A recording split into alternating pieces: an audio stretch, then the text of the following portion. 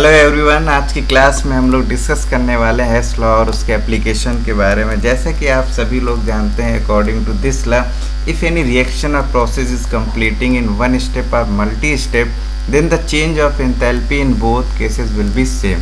कहने का मतलब ये है, कोई भी रिएक्शन या प्रोसेस जो है वो सिंगल स्टेप में कंप्लीट हो रहा है या कई स्टेप में कंप्लीट हो रहा है, तो दोनों के केसेस में जो चेंज ऑफ एंथैल्पी होगा वो सेम होगा। इसको जो है इस एग्जाम्पल से समझते हैं। सपोज कीजिए आपके पास ए रिएक्टेंट है, एफ क्या है, प्रोडक्ट है। ए से एफ में आपको कन्वर्ट करना है। सिंगल स्टेप पे जब आप कन्वर्ट कर रहे हैं तो जो चेंज ऑफ एंथैल्पी है वो क्यू के इक्वल है। जब आप इसको जो है कई स्टेप में कन्वर्ट कर रहे हैं तो आप देख रहे हैं सबसे पहले ए से बी में कन्वर्ट करने में Q1, फिर Q2, Q3 एंड Q4, ये सारी एंथैल्पीज हैं। तो आप देखेंगे जो Q है, Q ऑलवेज इक्वल टू किसके होगा, Q1 plus Q2 plus Q3 plus Q4 के। इसी को हम लोग क्या बोलते हैं, हेस लॉ बोलते हैं। क्लियर है?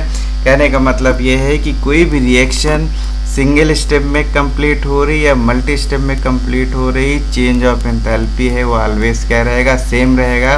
क्योंकि आप लोग जानते हैं कि एंथैल्पी कैसा है, स्टेट फंक्शन क्वांटिटी है जो कि केवल डिपेंड करती है रिएक्टेंट और प्रोडक्ट पे डिपेंड करती है। क्लियर है? ये ऑब्जेक्टिव में कई बार क्वेश्चन पूछा गया। और ये भी आपको याद रखना है कि जो चेंज ऑफ एंथैल्पी है वो आपकी एक्सटेंसिव प्रॉपर्टी है। एक्सटेंसिव प्रॉपर्टी मीन्स कि मैटर की क्वांटिटी पे डिपेंड करती है। ठीक है? आपसे कई बार ये भी क्वेश्चन पूछा गया है कई बार, तो इसको आपको याद रखना है। Enthalpy is extensive property. जैसे जैसे मैटर की क्वांटिटी क्या करेगी, वेरी करेगी, आपकी एंथैल्पी भी क्या करेगी, वेरी करेगी। जैसे कि पहली क्लास में हम लोगों ने देखा था, एंथैल्पी क्या है, enthalpy is the heat content at constant pressure of the any system. किसी भी सिस्टम में कांस्टेंट प्रेशर पे जो हीट कंटेंट है उसको हम लोग क्या बोलते हैं, एंथैल्पी बोलते हैं। क्लियर है? अगर उसको आप किसी फार्मूले के थ्रू आप उसको एक्सप्लेन करना चाहें तो आप कर सकते हैं, H equal to U no, H equal to U plus P delta V. ठीक है? पी डेल्टा वी आप इसको एक्सप्लेन कर सकते हैं। यहाँ से डेफिनेशन को क्या है, किसी भी सिस्टम की जो टोटल इंटरनल एनर्जी और उस सिस्टम को इस्टेब्लिश करने में जो वर्क डन हुआ है, उन दोनों के सम को हम लोग क्या बोलते हैं, किसी भी सिस्टम की एंथैल्पी बोलते हैं। क्लियर है? ये चीज़ आप याद रखिएगा। चलिए हम लोग बात करते हैं एप्लीकेशन ऑफ हेस लॉ के बारे में। सबसे पहला आपका क्या है, calculation of enthalpy of the reaction. किसी भी रिएक्शन की आप एंथैल्पी कैसे कैलकुलेट कर सकते हैं। जैसे कि आपने अभी देखा कि जो है हेस लॉ के अकॉर्डिंग, सपोज कीजिए आपका कार्बन डाइऑक्साइड का फॉर्मेशन है, कंबशन ऑफ द कार्बन, ये आपका एक सिंगल स्टेप है। ठीक है? और यही रिएक्शन जो है ये 2 स्टेप में दे रखा है यहाँ पर। अब इस क्वेश्चन में आपको डेल्टा H की वैल्यू पूछ सकते हैं, यहाँ पर X की वैल्यू पूछ सकते हैं, Y की भी वैल्यू पूछ सकते हैं। क्लियर?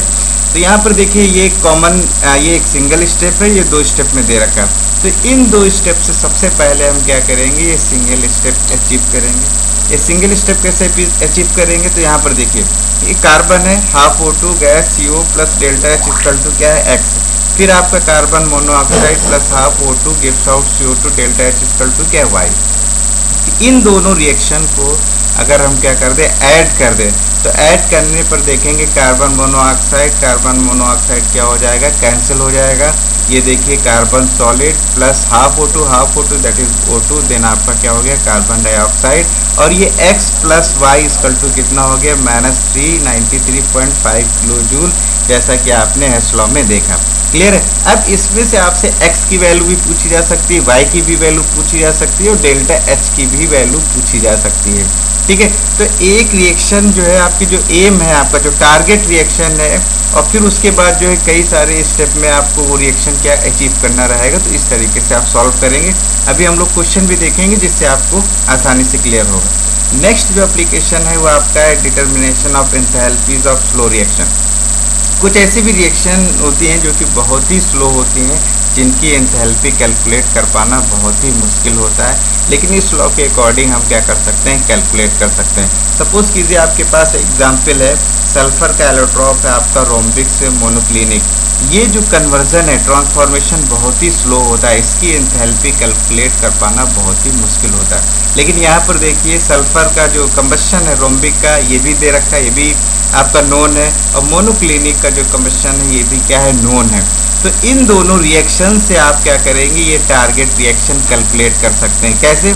यहाँ पर देखिए ये दोनों सेम साइड हैं, तो जब दोनों सेम साइड हैं रिएक्टेंट प्रोडक्ट तो आप क्या कर दीजिए, इन दोनों इक्वेशन को सब्सट्रैक्ट कर दीजिए। सब्सट्रैक्ट करेंगे तो देखेंगे आपका जो ऑक्सीजन है प्लस माइनस ये क्या हो गया, कैंसिल हो गया। सल्फर डाइऑक्साइड प्लस में है, सल्फर डाइऑक्साइड कैसा है, माइनस में, ये भी क्या हो गया, कैंसिल हो गया। यहाँ पर देखिए सल्फर रोम्बिक है, आपका क्या हो गया, रिएक्टेंट हो, ये आपका कैसा है, माइनस में है, तो आपने क्या किया, इसको प्रोडक्ट साइड लिख दिया एस मोनोक्लिनिक। क्लियर? अब इन दोनों को क्या कर लीजिए, आप जो है ऐड कर लीजिए, तो आप देखेंगे यहाँ पर डेल्टा एच की वैल्यू कितनी आएगी, प्लस 2.5 किलो जूल आएगी। तो इससे ये क्लियर है। देखिए क्वेश्चन यहाँ पर कैसे ऑब्जेक्टिव बन सकता है। ये दोनों इक्वेशन आपको 1 2 दे रखा है, और आपके जो टारगेट है ये आपका जो है पूछा है ट्रांसफॉर्मेशन सल्फर रोम्बिक से मोनोक्लिनिक में आपको एनर्जी देनी पड़ रही है कि एनर्जी रिलीज हो रही। तो देखिए डेल्टा एच इक्वल टू कैसा है, पॉजिटिव 2.5 किलो जूल है। इससे ये क्लियर हो गया कि आपको सल्फर रोम्बिक से मोनोक्लिनिक में कन्वर्ट करने के लिए प्लस 2.5 किलो जूल एनर्जी क्या करनी पड़ेगी, देनी पड़ेगी। इस तरीके से ऑब्जेक्टिव में क्वेश्चन पूछा जा सकता है। क्लियर है?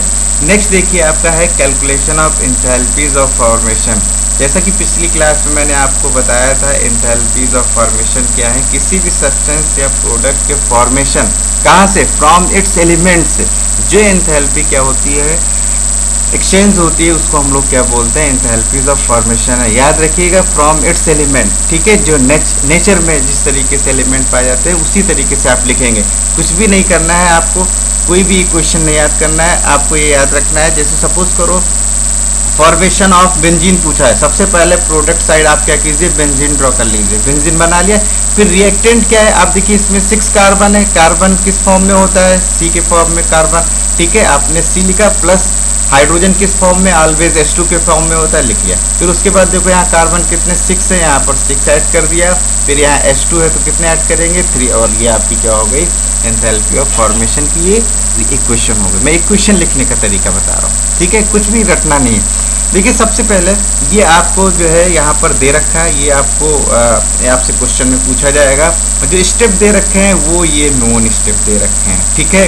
कंबशन ऑफ दे रखा है बेंजीन का, बेंजीन को जब बर्न करते हैं तो कार्बन डाइऑक्साइड और वाटर में कन्वर्ट होता है। जो इसकी एंथैल्पी दे रखी है ये दे रखी है, क्लियर। फिर उसके बाद जो है देखिए कार्बन का कंबशन दे रखा है कार्बन डाइऑक्साइड में, इसकी एंथैल्पी ये दे रखी है, और थर्ड आपकी ये दे रखी है जो है वाटर के फॉर्मेशन की, ठीक है। तो ये जो 3 इक्वेशन है ये आपको गिवन है, ठीक है, ये आपको कैलकुलेट करनी है। इन तीनों से ये इक्वेशन आपको क्या करना है, डिज़ाइन करना है, ये इक्वेशन बनाना है। तो कैसे बनाएंगे इसको समझिए सही से, ठीक है। अब रिएक्टेंट साइड में देखिए आपके कार्बन है, हाइड्रोजन है, क्लियर है, क्या है, कार्बन है और हाइड्रोजन है। तो इसमें देखिए सबसे पहले कार्बन किस में है, इक्वेशन 2 में, देखिए इक्वेशन 2 में कार्बन है, ठीक है। अब कार्बन कितना है, 1 है, और यहाँ पर कार्बन कितना है आपका मेन रिएक्शन में 6 है। तो सबसे पहले क्या कीजिए, इक्वेशन 2 को 6 से क्या कीजिए, मल्टीप्लाई कर दीजिए, ठीक है, 1 by 1 करके करते हैं, ठीक है। इक्वेशन 2 को 6 से मल्टीप्लाई कर दीजिए तो आपका क्या हो जाएगा, 6C प्लस 6CO2 और गिव्स आउट 6CO2, और ये क्या हो जाएगा 6O2। और ये भी याद रखना है केवल इक्वेशन को ही मल्टीप्लाई करके नहीं छोड़ देना है। एग्जाम में ज़्यादातर बच्चे ऐसा करते हैं। आप क्या कीजिए, क्वांटिटी जो डेल्टा एच की वैल्यू है उसको भी 6 से मल्टीप्लाई करना है। क्यों? क्योंकि जो डेल्टा एच है आपकी कैसे एक्सटेंसिव है, आपके जो रिएक्टेंट प्रोडक्ट चेंज होंगे तो आपकी जो डेल्टा एच की वैल्यू भी क्या हो जाएगी, चेंज हो जाएगी, क्लियर। आपने क्या किया, इक्वेशन सेकेंड को 6 से मल्टीप्लाई कर दिया। फिर उसके बाद देखिए आपके पास 6 कार्बन हो गए, क्लियर। अब यहाँ पर हाइड्रोजन देखेंगे, hydrogen H2, equation third involve हो रहा, H2 दे रखा है सिंगल, कितने चाहिए हमें, 3। तो इक्वेशन थर्ड को क्या कीजिए, 3 से मल्टीप्लाई कर दीजिए, ठीक है। इक्वेशन 3 को 3 से मल्टीप्लाई कर दीजिए तो आपकी जो है इक्वेशन 5th आएगी। मल्टीप्लाई किया, 3H2 हो गया, ये आपका कितना हो गया, 3/2 O2 हो गया, और 3H2 हो गया, और डेल्टा H को भी आपने क्या कर लिया, मल्टीप्लाई कर लिया। क्लियर है ये, क्लियर।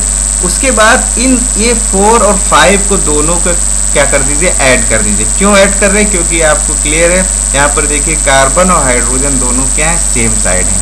आपने क्या किया, ये 4 और 5 को ऐड कर दिया, तो यहाँ पर देखेंगे 6C प्लस 3H2 प्लस इन दोनों को ऐड करेंगे तो ये आपका हो गया 15/2 O2 gives out 6CO2 plus कितना हो गया 3H2O, और डेल्टा H की वैल्यू ऐड करेंगे तो ये कितना हो जाएगा, delta H equal to 1503.3 kilo joule हो गया।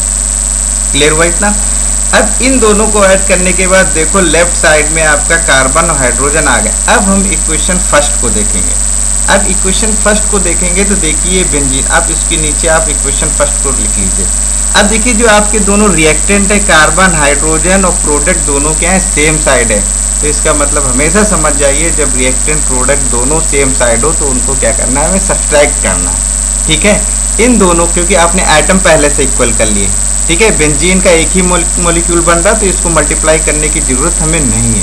आप क्या कीजिए, इस इक्वेशन से क्या कीजिए, फर्स्ट इक्वेशन आप सब्सट्रैक्ट कर दीजिए या घटा दीजिए, लेस कर दीजिए, जो भी करना हो। ठीक है, उसके बाद आप देखेंगे यहाँ पर ये निगेटिव निगेटिव निगेटिव निगेटिव आ गया। ठीक है, अब देखिए 6CO2 माइनस का 6CO2 प्लस का कैंसिल हो गया, 3H2O निगेटिव 3H2O पॉजिटिव क्या हो गया, कैंसिल हो गया। क्लियर। यहाँ पर देखिए 15/2 O2 निगेटिव 15/2 O2 पॉजिटिव क्या हो गया, कैंसिल हो गया। क्लियर है। अब इस इक्वेशन को लिख लीजिए, आपका 6C क्लियर, 3H2 ये भी क्लियर। फिर अब देखिए निगेटिव है तो क्या करेंगे, इसको अपोजिट साइड लिख लेंगे, ये C6H6 लिक्विड और डेल्टा H की वैल्यू यहाँ से कैलकुलेट करेंगे, आपका क्या हो जाएगा, delta H equal two plus 49.0 kilo. Clear हुआ। इस तरीके से आप किसी भी इक्वेशन या किसी भी रिएक्शन की एंथैल्पी ऑफ फॉर्मेशन कैलकुलेट कर सकते हैं। देखिए इसमें आपको कंसंट्रेट करना है और वहाँ एग्ज़ाम में बहुत फास्ट करना रहेगा। ठीक है, तो इसको 2 बार आप प्रैक्टिस करेंगे तो आपको आसानी रहेगी, आप कर लेंगे। देखिए नेक्स्ट क्वेश्चन है, इस क्वेश्चन को आप समझिए सबसे पहले। ठीक है, calculate the enthalpy of formation. क्या करना है, enthalpy of formation of acetic acid. ठीक है, कुछ बच्चे सोच रहे होंगे हमें इक्वेशन ही नहीं याद है, कुछ भी इक्वेशन याद नहीं करना है। प्रोडक्ट साइड एसिटिक एसिड लिखो, लिख लिया, 1 मोल लिखना है आपको, क्योंकि यहाँ पर कितने मोल बने ये नहीं आपको बताया गया है। फॉर्मेशन ऑफ एसिटिक एसिड बोला गया तो सिर्फ 1 मोल के बारे में सोचेंगे। तो यहाँ पर एसिटिक एसिड लिखेंगे CH3COOH। क्लियर है, फार्मूला सभी को याद होगा। अब रिएक्टेंट साइड क्या करेंगे, देखो यहाँ पर कार्बन कितने इन्वॉल्व है, क्योंकि जो एंथैल्पी ऑफ फॉर्मेशन में हम लोग क्या देखते हैं, एलिमेंट से फॉर्मेशन हो रहा। तो यहाँ पर कार्बन कितने हैं, 1 2 कार्बन है, यहाँ पर 2 कार्बन लिख दिया। क्लियर। फिर उसके बाद देखिए हाइड्रोजन कितने, 3 4 H2 के फॉर्म में रहता है, 2H2 हो गया। क्लियर। फिर ऑक्सीजन देखिए कितने हैं, 2 एटम है यहाँ पर, तो हमने क्या कर दिया, O2 देखिए, ये एंथैल्पी ऑफ फॉर्मेशन की इक्वेशन हो गई। क्लियर। यही आपको कैलकुलेट करना है। एम आपका क्या है कि enthalpy of formation of acetic acid calculate करना है। फिर देखिए question, if it's enthalpy of combustion. ठीक है, क्या कहा गया है कि इसकी जो एंथैल्पी ऑफ कंबशन है, कहने का मतलब एसिटिक एसिड को जब बर्न किया गया है ऑक्सीजन के साथ तो क्या मिलेगा आपको, कार्बन डाइऑक्साइड मिल रहा है। देखो CO2 NH2O मिल रहा है। क्लियर। कितना दे रखा है इसकी कंबशन की, delta H equal to -867 kilo joule per mole दे रखा है। ठीक है, अब यहाँ पर देखिए ये भी इक्वेशन याद करने की जरूरत नहीं। ठीक है, बर्न किया गया एसिटिक एसिड को, एसिटिक एसिड लिखो प्लस O2 लिख दो, फिर उसके आगे CO2 लिखो, H2O लिख दिया। क्लियर। अब इस इक्वेशन को क्या कर लो, बैलेंस कर लो। CO2 यहाँ पर देखो कितना है, पहले देखो 2 CO2, यहाँ पर आपका ऑक्सीजन कितना है, 2O2। क्लियर। यहाँ पर आप 2 CO2 कर दो, 2 H2O कर दो, देखो आपकी इक्वेशन क्या हो जाएगी, बैलेंस हो जाएगी। कुछ भी नहीं करना है, बस थोड़ा सा आपको पेन तो चलाना ही पड़ेगा। ठीक है, क्लियर। फिर उसके बाद देखिए यहाँ enthalpy of formation of CO2 और H2O दे रखा है। एंथैल्पी ऑफ फॉर्मेशन ऑफ, देखिए H2O प्रोडक्ट लिखिए, CO2 प्रोडक्ट लिखिए, उसके बाद देखिए उसके रिएक्टेंट लिखने का तरीका, यहाँ पर H कितने 2 हैं, H2 लिख दिया। फिर ऑक्सीजन कितना है, हाफ है, तो आपने क्या किया, हाफ O2 लिख दिया। CO2 में देखिए कार्बन कितना है, 1 है, C हो गया। O2 कितना है, 1 है, CO2 O2 हो गया, और ये आपका क्या हो गया, CO2। तो ये चीज़ आपको क्या दे रखा है क्वेश्चन में। ठीक है, और जो आपका एम है, एम आपका जो टारगेट है, वो आपको एंथैल्पी ऑफ फॉर्मेशन कैलकुलेट करना है। सिंपल सा आपका क्वेश्चन है, कुछ भी नहीं करना है, जैसा पिछला क्वेश्चन था वैसे ही करना है। सबसे पहले देखिए रिएक्टेंट में क्या है, 2 कार्बन है, ठीक है। पहले कार्बन की इक्वेशन लो, इस कार्बन वाली है तो यहाँ पर कितना, 1 कार्बन है, ठीक है। 1 कार्बन है तो इस इक्वेशन को हमने क्या किया, 2 से मल्टीप्लाई कर दिया, मल्टीप्लाई किया 2C + 2O2 gives out 2CO2 हो गया, और डेल्टा H की वैल्यू को भी हमने क्या किया, मल्टीप्लाई कर दिया, क्लियर। फिर उसके बाद देखिए हाइड्रोजन, देखिए हमें हाइड्रोजन कितने चाहिए, 2 चाहिए, ठीक है। 2 × 2 4 चाहिए, तो यहाँ पर देखिए हाइड्रोजन कितने, H2 है, हमें 2 और चाहिए, तो हमने क्या किया, इस इक्वेशन सेकेंड को भी मल्टीप्लाई कर दिया 2 से, 2H2 + O2 gives out 2H2O, और फिर आपने डेल्टा H को वैल्यू को भी क्या किया, आपने मल्टीप्लाई कर दिया, क्लियर। अब यहाँ पर देखिए आप इन दोनों इक्वेशंस को क्या करना है, इन दोनों C और H2 दोनों को सेम साइड लाना है, तो इसको हमने क्या कर दिया, ऐड कर दिया। ऐड करने के बाद देखो 2C + 2H2, यहाँ पर ऑक्सीजन भी ऐड हो गया 3O2, फिर देखो ये 2CO2 और फिर क्या हो गया 2H2 हो गया, और डेल्टा H को हमने क्या किया, ऐड कर लिया, -215.2 किलोजूल पर मोल हो गया, क्लियर। अब हमारी एक इक्वेशन रह गई, कौन सी रह गई, फर्स्ट इक्वेशन को हमने इसके नीचे लिख लिया। अब देखिए जो रिएक्टेंट प्रोडक्ट दोनों क्या है, सेम साइड आ रहे नहीं आ रहे, रिएक्टेंट और प्रोडक्ट क्या है, दोनों सेम साइड आ रहे हैं, तो इसको हम क्या करेंगे, सब्सट्रैक्ट करेंगे, ऐड नहीं करेंगे, क्या करेंगे, सब्सट्रैक्ट करेंगे, ठीक है। अब इसको हमने सब्सट्रैक्ट कर दिया, ये देखो अब यहाँ पर 2C हो गया, 2H2 हो गया, अब यहाँ पर देखो ऑक्सीजन आपका क्या था, 3O2 था, और यहाँ पर कितना है 2O2, इन दोनों को लेस किया, कितना हो गया, O2 हो गया, क्लियर। अब यहाँ पर देखिए आपका क्या है, -CH3COH है, तो यहाँ पर हम क्या करेंगे, इसको अपोजिट साइड लिखेंगे, CH3COOH। अब कार्बन डाइऑक्साइड दोनों क्या है, इक्वल है, माइनस का ये प्लस का कैंसिल हो गया, ये देखिए प्लस का और ये क्या है माइनस का, दोनों क्या हो गया, कैंसिल हो गया, और डेल्टा H को हमने क्या किया, यहाँ पर कैलकुलेट कर लिया, तो कितना आएगा, 491.8 किलोजूल पर मोल, क्लियर हुआ नहीं, क्लियर हुआ। सबसे पहले आपको रिएक्टेंट देखो, प्रोडक्ट देखो, फिर जो स्टेप में जो रिएक्शंस दे रखी हैं उनको देखो, ठीक है। एटम इक्वल करो, एटम इक्वल करने के बाद क्या करना है, आपको ऐड करना था, ऐड करने के बाद जो है फर्स्ट इक्वेशन देखो, फिर उसमें आपको देखना है रिएक्टेंट प्रोडक्ट दोनों ये सेम साइड है, तो उनको क्या करना है, लेस करना है, और लेस करने के बाद आप देखेंगे आपकी इक्वेशन मिल जाएगी, क्लियर। तो चलिए हम लोग बात करते हैं नेक्स्ट टॉपिक की, बॉन्ड एनर्जी के बारे में। बॉन्ड एनर्जी के बारे में लगभग सभी लोग जानते हैं, आपने 12th में ऑलरेडी इसको पढ़ रखा है। किसी भी 1 मोल बॉन्ड्स को, किसी भी कंपाउंड के 1 मोल बॉन्ड को ब्रेक करने में या उसके बनने में जो एनर्जी रिलीज होती है उसको हम लोग क्या बोलते हैं, बॉन्ड एनर्जी बोलते हैं, ठीक है। याद रखना है उसको कैसे, गैसियस स्टेट, ये जो है आपको इम्पोर्टेंट है, एक बार ये एग्जाम में पूछा गया है कि bond energy is the amount of energy released when 1 mole of bonds are formed from isolated atoms in the gaseous state, or the amount of energy required to dissociate 1 mole of bonds present between the atoms in the gaseous molecule, ठीक है।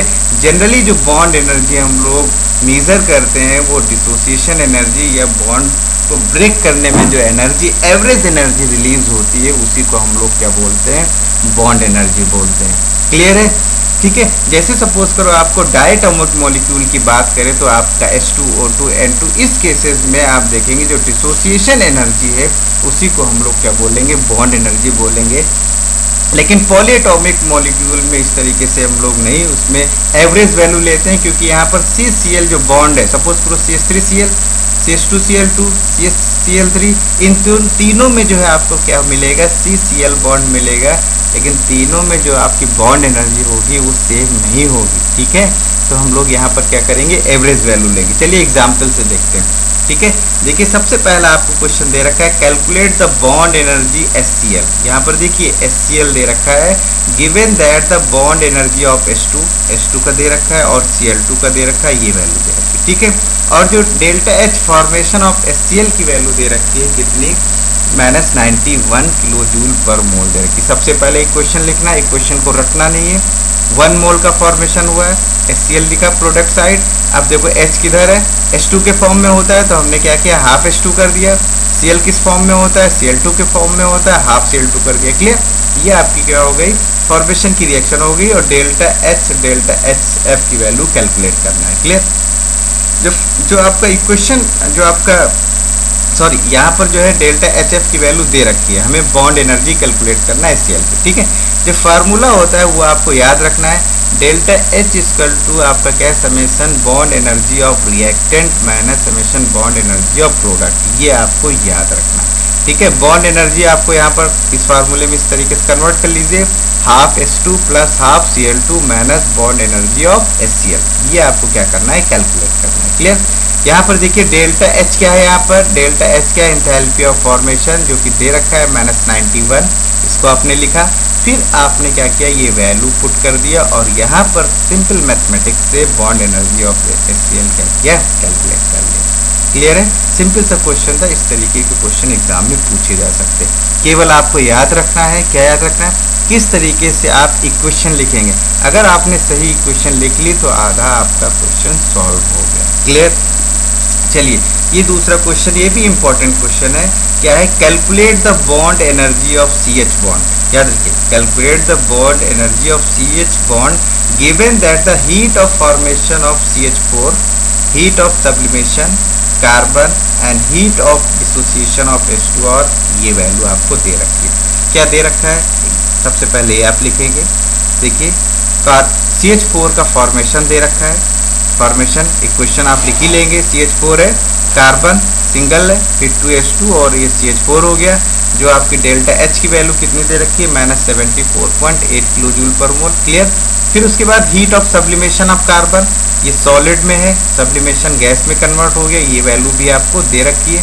Third दे रखी है क्या, H2 का dissociation, H2 का dissociation किस में हो गया, 2H में, ये भी वैल्यू आपको दे रखी है। इक्वेशन फर्स्ट सेकेंड थर्ड में आप कन्वर्ट करेंगे। जो एम आपका पूछा गया है वो पूछा गया है बॉन्ड एनर्जी। कहने का मतलब ये है, ये आपका एम है, CH4 से आपको क्या करना है, कन्वर्ट करना है कार्बन और 4 हाइड्रोजन इसके गैसियस फॉर्म में। क्लियर है। ठीक है, तो कुछ नहीं करना है, सेम वैसे ही करना है। यहाँ पर जस्ट अपोजिट करना है थोड़ा सा पिछले वाले क्वेश्चन से। अब यहाँ पर देखिए जो रिएक्टेंट आपका जो प्रोडक्ट साइड है वो कार्बन हाइड्रोजन है, तो कार्बन देखिए यहाँ पर क्या है, सेम है। ठीक है, लेकिन यहाँ पर देखिए ये H2 सबसे पहले ही देखिए कि कार्बन किस में है, कार्बन देखिए इसमें है, 1 कार्बन है। ठीक है, इसमें भी 1 कार्बन है, कुछ भी नहीं चेंज करना है, ये छोड़िए। फिर उसके बाद देखिए हाइड्रोजन, हाइड्रोजन कितने हैं यहाँ पर, 4 हाइड्रोजन है। हाइड्रोजन देखिए कहाँ पर, हाइड्रोजन आइटम देखेंगे यहाँ पर H2 मॉलिक्यूल है, इसको छोड़िए। यहाँ पर देखिए हाइड्रोजन कितने हैं, केवल 2 हाइड्रोजन है। हाइड्रोजन कितने चाहिए हमें, 4 चाहिए। तो सबसे पहले आप इक्वेशन थर्ड लीजिए। थर्ड इक्वेशन को 2 से आपने क्या किया, मल्टीप्लाई किया। 2 से मल्टीप्लाई करने के बाद देखेंगे 2H2 गैस हो गया और 4H गैस हो गया, और ये आपका क्या हो गया, फोर्थ इक्वेशन हमने बना ली। याद रखिएगा डेल्टा H को भी क्या करेंगे, मल्टीप्लाई करेंगे, ऐसा नहीं डेल्टा H को मल्टीप्लाई नहीं करेंगे, क्वेश्चन गलत हो जाएगा। क्लियर हुआ। फिर उसके बाद देखिए, फिर उसके बाद ये आपका क्या हो गया, हाइड्रोजन कंप्लीट हो गया। हाइड्रोजन कंप्लीट होने के बाद इक्वेशन 2 को देखो, कार्बन भी इसमें 1 था, तो इक्वेशन 2 और 4 को आप क्या कीजिए, ऐड कर दीजिए। 2 और 4 को ऐड करेंगे तो 4 आपकी जो है 2 क्या है, CS से Cg है गैस में, 2H2 गैस हो गया, 4H। अब इन दोनों को हमने क्या किया, ऐड कर लिया। ऐड करेंगे तो यहाँ पर देखिए carbon plus 2H2 gas gives out, ये आपका क्या हो गया, C गैस प्लस 4H, और एंथैल्पी को भी आपने ऐड कर लिया। ऐड कर लिया। फिर अब यहाँ पर ऐड करने के बाद इक्वेशन फर्स्ट देखिए, इक्वेशन फर्स्ट में देखेंगे तो इक्वेशन फर्स्ट में CS2H2 है, और अपोजिट साइड क्या है, इथेन दे रखा है। ठीक है, और यहाँ पर देखिए CS है 2H2, और ये आपका क्या हो गया, कार्बन है 4 हाइड्रोजन। ठीक है, अब दोनों जो रिएक्टेंट प्रोडक्ट हैं दोनों क्या है, सेम साइड है कि नहीं, देख रहा। फिफ्थ और फर्स्ट में देखिए, अब इसको हमको क्या करना है, इसको हम सब्सट्रैक्ट कर देंगे। सब्सट्रैक्ट करेंगे तो माइनस ये, फिर ये माइनस, और ये क्या हो गया, माइनस हो गया। क्लियर। तो यहाँ पर देखिए हाइड्रोजन के कार्बन दोनों क्या हो गए, कैंसिल हो गए।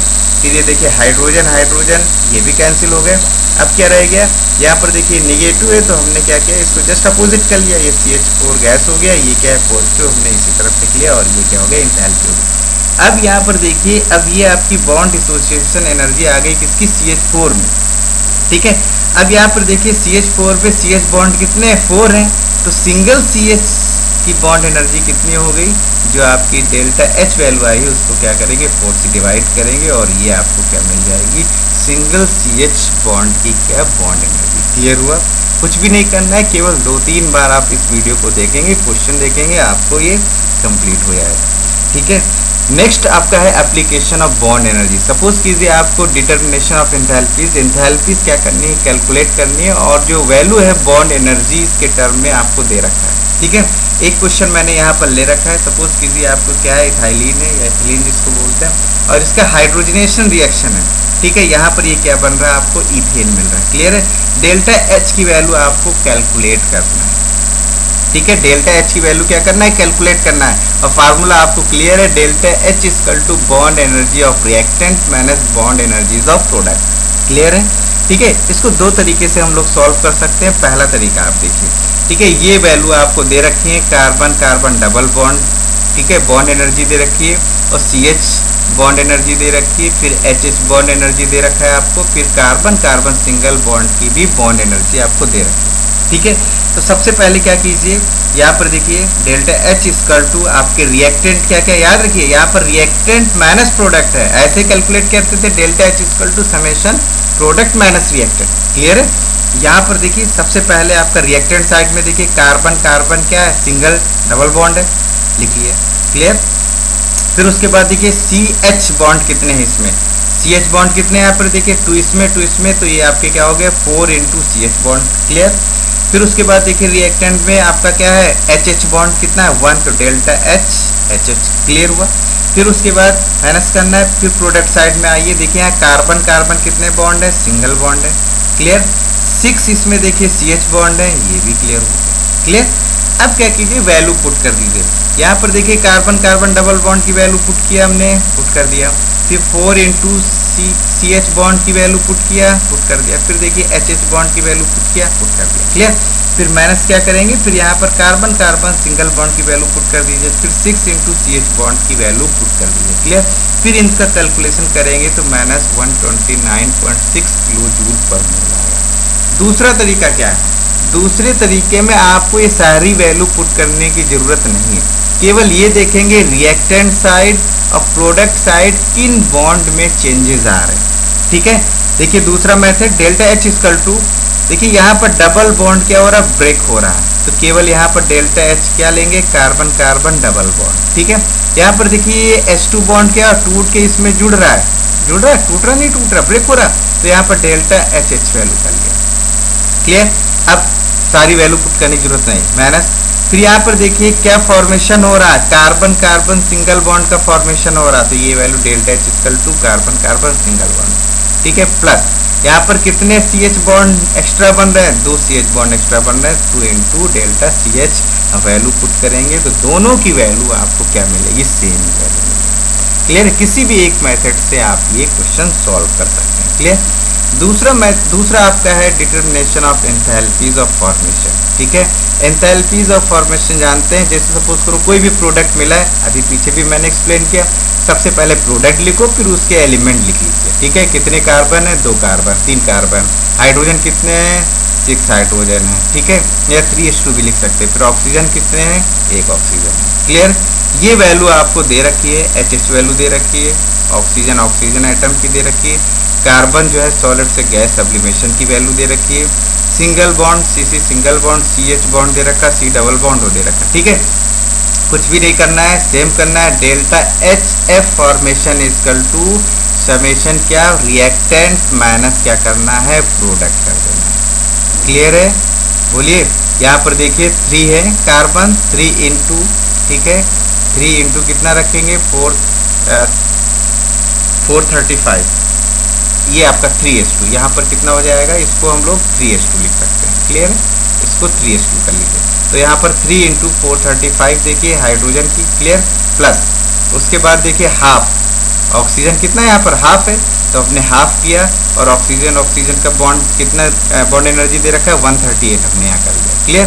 फिर उसके बाद देखिए कार्बन कितना है, 3, तो 3719, देखिए कार्बन सॉलिड से गैस में कन्वर्ट होने के लिए कितना लगेगा, 719.6 किलो जूल, ये कर लिया। फिर निगेटिव, ठीक है, माइनस के बाद रिएक्टेंट में देखिए, रिएक्टेंट में आप सारी वैल्यू पुट करेंगे और आपको ये क्या मिलेगा, क्लियर है। क्लियर हुआ, यहाँ पर देखिए 3:2 कर लीजिएगा, तो ये 3:2 हो गया। फिर उसके बाद देखिए ये आपका क्या हो गया, हाफ हो गया, और ये क्या हो गया, 3C हो गया, क्लियर है। इस तरीके से ये वैल्यू आप क्या कर सकते हैं, एंथैल्पी ऑफ फॉर्मेशन कैलकुलेट कर सकते हैं जब आपको बॉन्ड एनर्जी क्वेश्चन में दे रखा होगा। जो लास्ट आपका है डिटरमिनेशन ऑफ रेजोनेंस एनर्जी, तो रेजोनेंस एनर्जी कैलकुलेट करने के लिए हम लोग एक एवरग्रीन एग्जांपल लेते हैं, जैसे आपका बेंजीन है। बेंजीन आपका देखिए बेंजीन को डिसोसिएट करेंगे, जो बॉन्ड एनर्जी कैसे कैलकुलेट करेंगे तो आपको क्लियर है, ठीक है। डिसोसिएशन एनर्जी कैसे कैलकुलेट करेंगे, delta H D equal to, देखिए यहाँ पर कितने बॉन्ड है, सिंगल बॉन्ड कितने हैं, carbon carbon 1 2 3, clear, 3 delta H C C, clear. फिर उसके बाद देखिए डबल बॉन्ड कितने हैं, 1 2 3, ये कितना हो गया, 3 delta H, carbon carbon double bond, clear. Hydrogen कितने हैं, 6, ठीक है। इस तरीके से ये वैल्यू आपको दे रखी होंगी और आपने क्या किया, डेल्टा एच डी की वैल्यू कैलकुलेट कर ली, ठीक है। कैलकुलेट करने के बाद देखेंगे जो एक्सपेरिमेंटल वैल्यू है वो आपकी है 5535.1 किलोजूल पर मोल। कहने का मतलब ये है कि जो आपका केकुले का स्ट्रक्चर है उससे कहीं ज़्यादा स्टेबल आपका हाइब्रिड स्ट्रक्चर होता है। क्यों? क्योंकि देखिए इसकी रेजोनेंस एनर्जी कितनी है, 5535.1 किलोजूल पर मोल है और इसकी रेजोनेंस एनर्जी कितनी है, 5384.1 किलोजूल पर मोल है। याद रखिएगा जिस स्ट्रक्चर की या जिस रेजोनेटिंग स्ट्रक्चर की जो आपकी रेजोनेंस एनर्जी जितनी ज़्यादा होगी उसकी स्टेबिलिटी भी क्या होगी, उतना ही ज़्यादा होगा। तो यहाँ पर क्या करेंगे, इन दोनों को लेस करेंगे, लेस करने के बाद जो वैल्यू आएगी वही आपकी क्या होगी, रेजोनेंस एनर्जी होगी। क्लियर? Okay, thank you.